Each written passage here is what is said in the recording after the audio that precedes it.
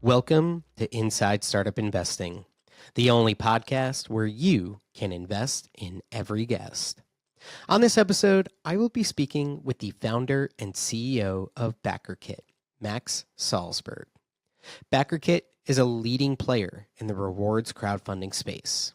What makes them unique is that BackerKit actually started out as providing a suite of software-based tools to help creators using rewards crowdfunding to be successful both in raising the funds and executing on the funds raised. I'm sure you've probably heard of a friend or two backing a rewards crowdfunding campaign with a new game or a new product only to never receive it. Turns out executing on a successful rewards crowdfunding campaign is probably harder than actually raising the money. That's where the BackerKit team comes in and has lived for over 13 years. But now they have moved upstream to be the all-in-one platform, including providing the actual platform for founders to raise on. With major wins like a $26 million campaign last year, BackerKit is building to be one of the leaders in the industry, with some of the deepest knowledge and roots in the market that you can find. Something that's really interesting about this team is that they were actually a Y Combinator backed team that couldn't successfully raise money post Y Combinator. The funny part is they started winning clients that were more than paying the bills. And now this team is generating over $20 million in yearly revenues. Not bad for a company that couldn't raise capital. But now they see an opportunity to take all of their market knowledge, insights, and foundational capabilities to scale. So with that, let's get on to the show and welcome Max. Max, thanks so much for joining us today. Chris, thanks so much for having me. Absolutely. So, being in the crowdfunding space, this one certainly resonated with me, and I was very interested to learn more. So for those who don't know about BackerKit, tell us a little bit more about what you guys are up to. Yeah, so BackerKit, it's kind of an interesting company in the space. We sort of invented this pledge manager category for rewards-based crowdfunding platforms like Kickstarter. Basically, Kickstarter helps you raise all the money, and then BackerKit was basically software to help successful crowdfunding projects actually fulfill the last thing. So you can think of it as sort of an e-commerce, CRM, ERP store for creators, so they can sort of, manage the best problem on earth, which is like you have thousands of dollars from thousands of people for something you haven't finished inventing yet. We've been doing that for like 14 years and, building in more and more tools to help really this new class of crowdfunder who was using crowdfunding as a business model to sort of become successful.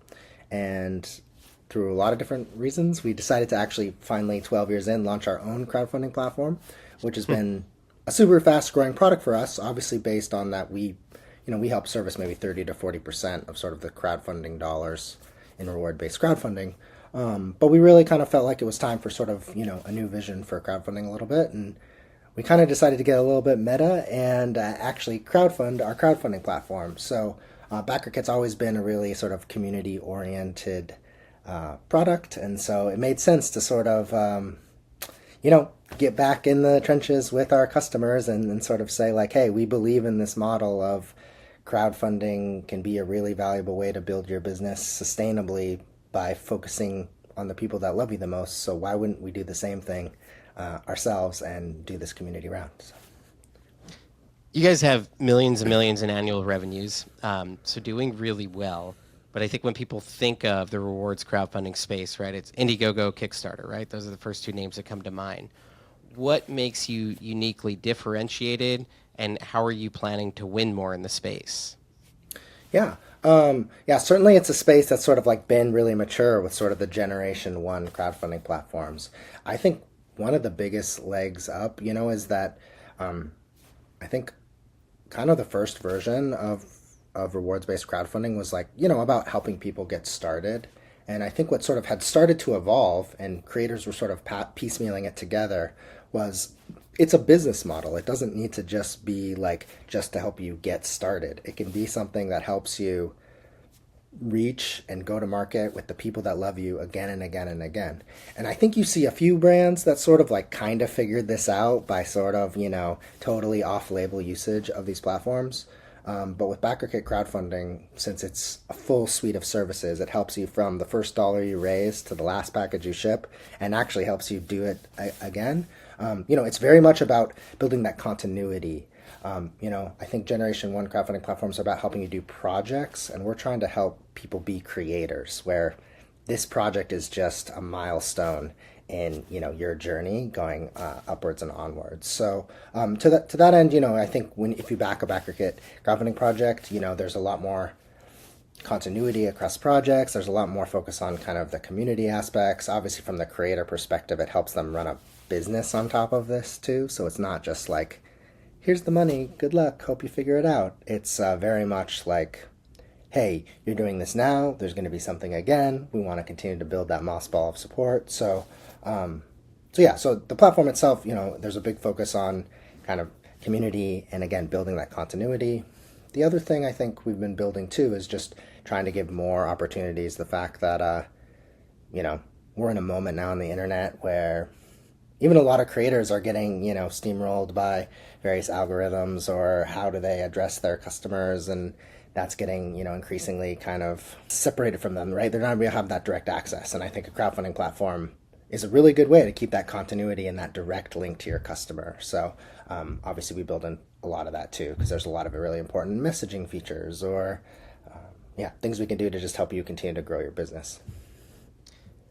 I definitely get that, and I've heard so many stories of people backing projects and then they never deliver on it, so on and so forth. So tactically, can you give us just a couple examples, maybe creators you've worked with, or you don't necessarily need to provide the name, and then some of the things you've actually done on a tactical basis to help them execute and be successful beyond just raising of the money? Yeah, great. I mean, one of the biggest projects we've had is, Brandon Sanderson, who's a New York Times bestselling author, just raised $23 million on the platform. But, and when sort of asked, why did you pick BackerKit? And he's like, oh, because it's more fun. And I think that sounds like sort of like a very throwaway comment, but actually that's something that was even poignant for me when I was kind of reflecting on it, because here's someone who has a whole cadre of people who love him. And the reality is, doing the crowdfunding platform itself, if it could be almost like an expression of the fandom in itself, it's not just a means of the end to get the thing funded. That is actually sort of a side effect, obviously, of something that happens, and he raised a lot of money, so that helps too. But if you actually go in and talk to backers and you sort of see what sort of happened, it's like the campaign itself was an experience that drew his fans closer to him. So one of the, this is just a cool feature, but obviously there's a lot of lore because he's written a lot of books, but he did this whole trivia challenge thing through the campaign that let people, basically play a game within the game of the crowdfunding project to sort of make the project itself an event that was fun, that, increased the value of whatever that is.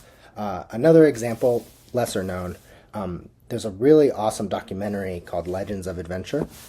It was a documentary film about the founders of Sierra Online, which was the adventure game company, a lot of different things, right? Sort of a seminal video game company in the 80s. And obviously the founders of Sierra Online were in the documentary, but they weren't part of the project team.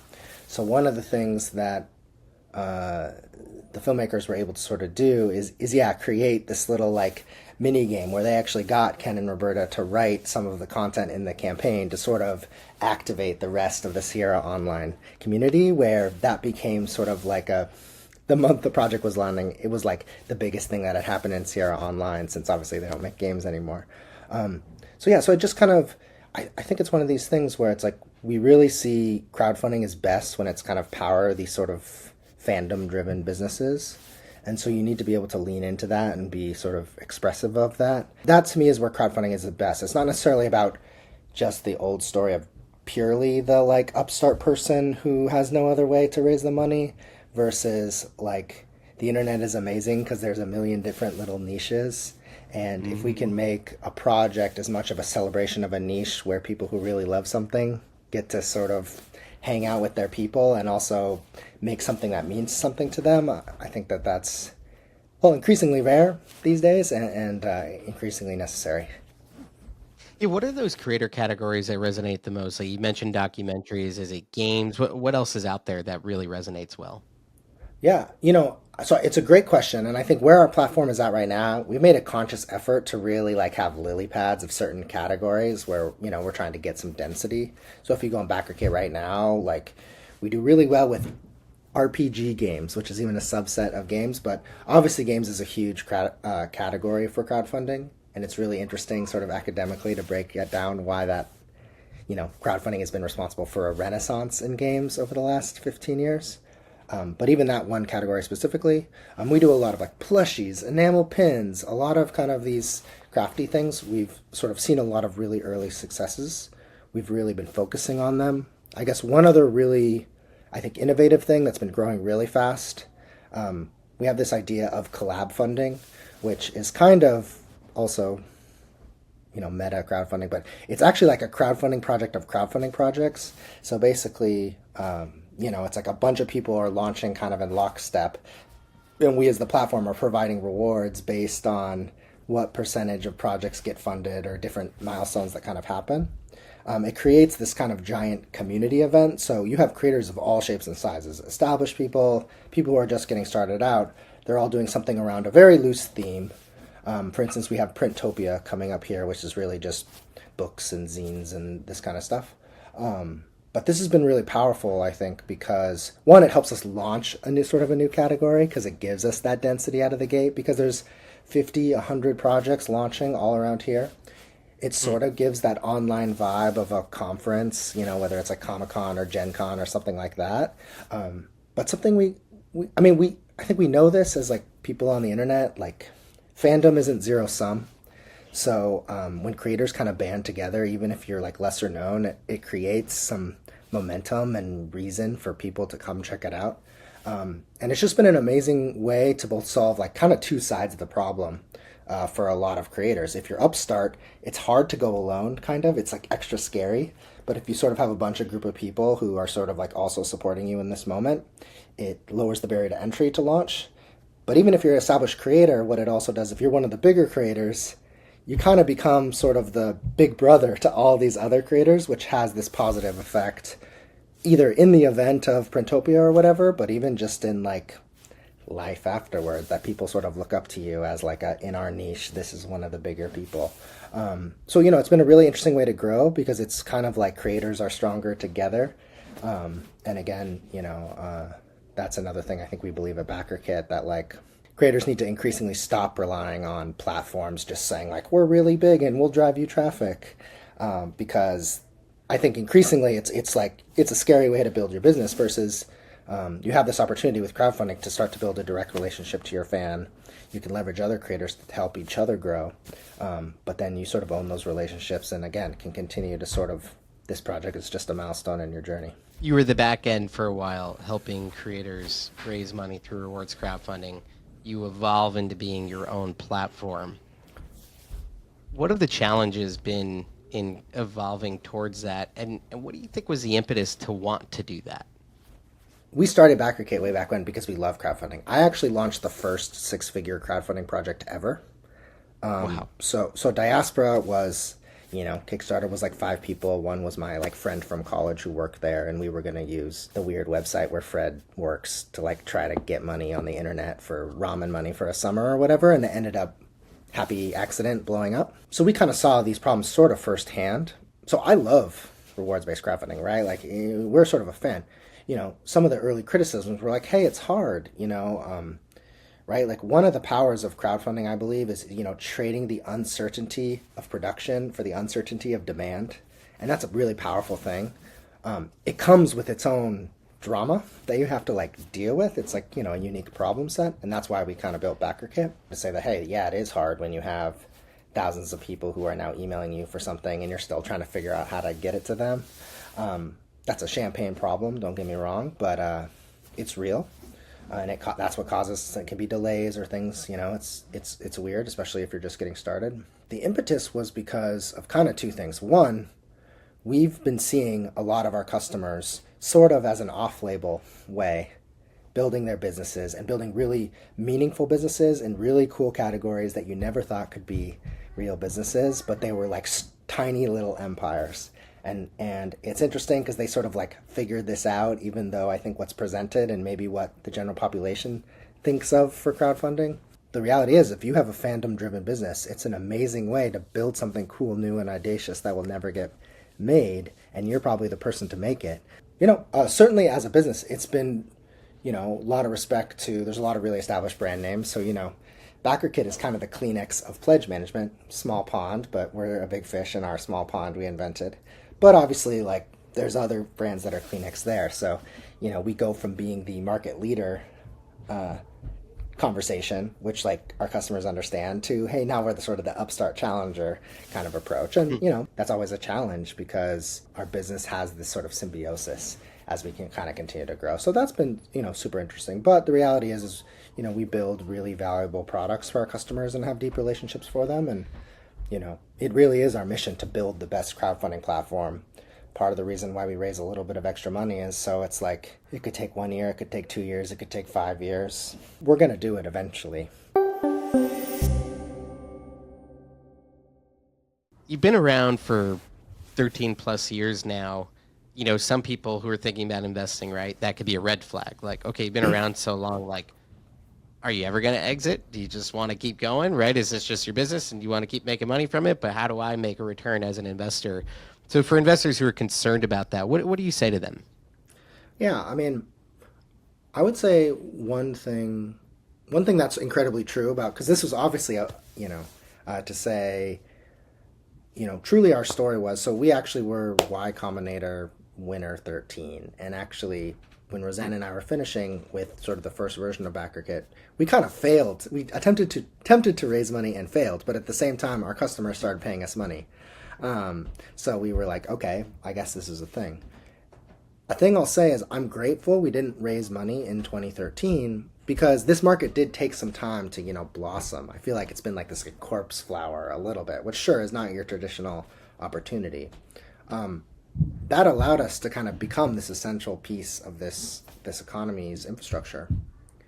The reason why we're raising now is because we actually feel like we have a venture, an investable scale opportunity in front of us that is pretty open field if we go faster. So, by no means, we're definitely not like, we're always just trying to build the best world for creators. That's really the thing that drives us. And we've told this to our team every single year we've been in business. Like, not raising or raising is a strategy that, in the right context can make sense or not make sense. And for the first 12 years, it didn't make sense. And for the 13th year, it does make sense. So, we're always looking to figure out how we deliver the most value for creators. And if that's an exit, then we will, look at that and pursue that. If it's not, and we just keep building, then we're going to keep doing that. I think we're going to define our success on the value we create for creators and backers. So hopefully that's, us making lots of money and continuing to get bigger. Like that's the goal. And we'll pursue that in whatever way we feel like, serves those people the best. When you think about some of the things that are drivers of you seeing that scalable opportunity in front of you, is it larger issuers and projects coming about that will raise tens of millions rather than lots of little projects? Is it just overall volume of deals? What do you see in the market that you're excited about? Yeah, it's a great question. I mean, it's hard because I believe it's an ecosystem, right? I think you can't really become the platform of record if you're just getting the big projects. I do think there's a bunch of big projects that are underrepresented in the market right now of creators with established followings that are asking themselves, how do I monetize this in a way that feels more authentic to who I am and want to put something good into the world, or I'm not just beholden to an advertising algorithm or something like this. Again, you do see some of these creators figuring it out, but it's because they're like going off label, they're getting ultra creative, they're sort of, having to go jump through hoops to sort of do that and contort themselves to fit this, like, this is money when you need to start something, which I just don't think it needs to be. It can just be like, I have a group of people, they love hanging out together, I like hanging out with them, a side effect, we can make something amazing and make a lot of money. So I think it's a mix. I think you got to make a plan that like gives people a ramp to get bigger, because every single creator, no matter how big, like, has someone they look up to. But, so you got to have those big stories, and that's obviously going to drive a lot of the revenue. But I think if you want a healthy thing that's going to stand the test of time and continue to grow, you got to support, not just that. Can you talk about the multiple parts of your business model? Obviously, you can make fees on dollars raised. Talk a little bit about that. And then also, I imagine there's some sort of software charge or something you're charging as well. Yeah, great question. Yeah, there's a lot of pieces to BackerKit because it's sort of a full suite of software. Yeah, I mean, our core business is, charging the percentage of anything that's raised in the crowdfunding platform or in the pledge manager, any upsells. So we help people charge taxes and shipping and additional items. So there's a percentage fee on that. We also actually have a performance marketing business, which is really kind of a great flywheel for us. Basically, performance marketing, Facebook, Google Ads work really well to help further reach for a lot of crowdfunding projects. So if creators engage with us, we work with them, they pay for the ad spend, we take an additional commission based on that kind of stuff. It also, as a crowdfunding platform, has great flywheel because then we're, getting paid to run more ads for our platform. So that's just a really good, positive thing. We have a few other smaller lines of business that are, good, but, everything from like, hey, we can help creators help ship in a lot of different ways, but we also have sort of like postage, or we also have sort of a nascent kind of email marketing, simple service that has sort of a nominal fee on top of it. So, there's a lot of different ways. Kind of obviously, it's every single one of our business lines is pretty much predicated on if our creators are more successful, we're going to make more money. And yeah, that's just always been really important, that it's about results at the end of the day.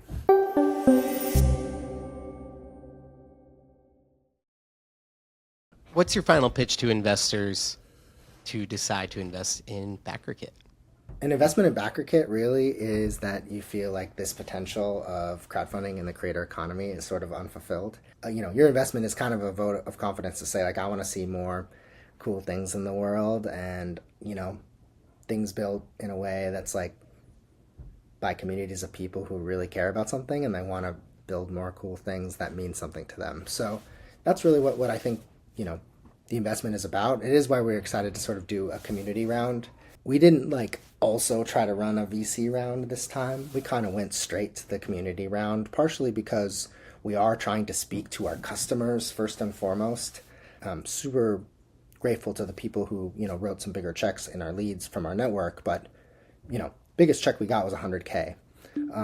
And I'm actually really excited about that because it's really just thousands and thousands of people loving what we do over the past 3 years and sort of a belief that we're going to continue to make crowdfunding a better place. So, yeah.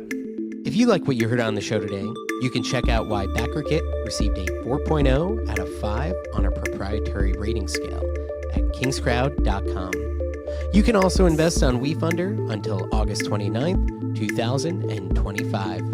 And as always, if you like what you heard on the show today, please like, subscribe, and share our podcast wherever you listen, so more investors like you can find us. Thanks for tuning in, and happy investing.